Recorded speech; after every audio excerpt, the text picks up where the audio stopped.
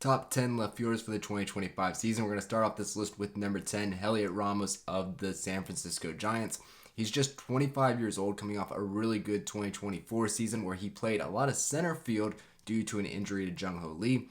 But his offense was absolutely incredible. The defense, really, probably a little subpar for center field, but that makes him a pretty good defensive left fielder. He actually barreled up the ball at a higher rate than every other left fielder on this list in the season 2024.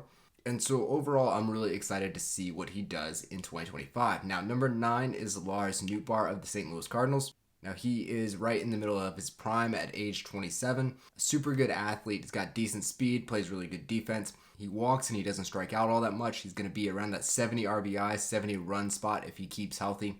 And he's always incredibly consistent with the bat. We're always going to see around a 110 OPS plus to a 120 OPS plus.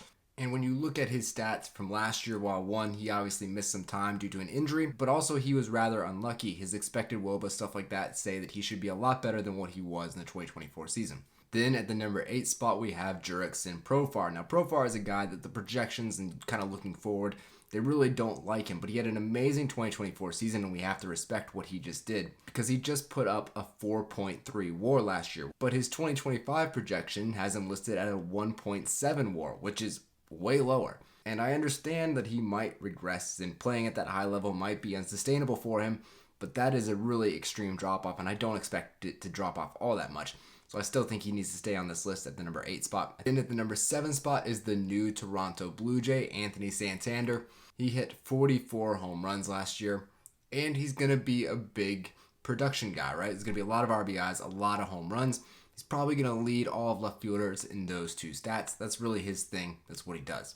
Then at the number 6 spot is Steven Kwan. Now, Kwan had some ups and downs as he missed some time with an injury, but when he was on the field, he was in an MVP discussion, kind of in the borderline MVP discussion, I guess you could say. But a lot of his value comes down to how much you value batting average. Like, yes, he has good speed, and yes, he plays good defense, but what he really is at his core is a batting average guy. But then at the number 5 spot is Jackson Chourio of the Milwaukee Brewers.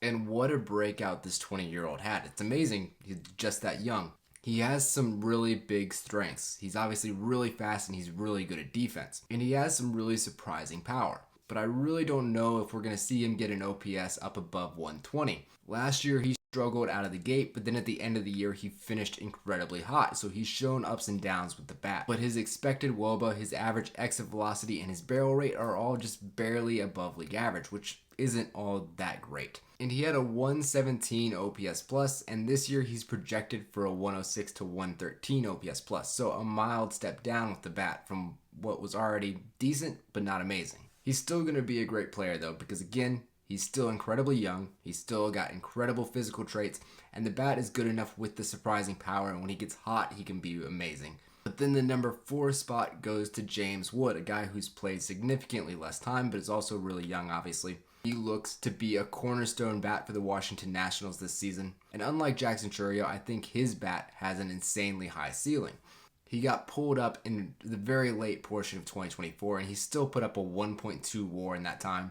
He put up a 122 OPS plus, and obviously he is going to be a guy that strikes out a lot. He's a lot like Oneil Cruz and Elly De La Cruz. He's one of those freaks of nature that's super fast, demolishes baseball, hits him super hard, and then just flies around the bases. Interestingly enough, his projected WAR is the exact same as Jackson Chourio's. But I am more confident in Wood's bat, but I'm more confident in Chourio's glove. But when it comes to left fielder, I think I would rather have the bat. Then at the number 3 spot, we have yet another youngster, and that is Wyatt Langford.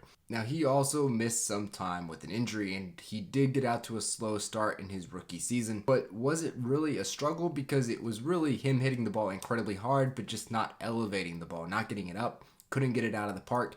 He was just smashing line drives and ground balls. But we saw the potential, and of course he heated up down the stretch. His projected WAR is 3.9, and he's projected around 90 runs and 90 RBIs, which is a lot of production.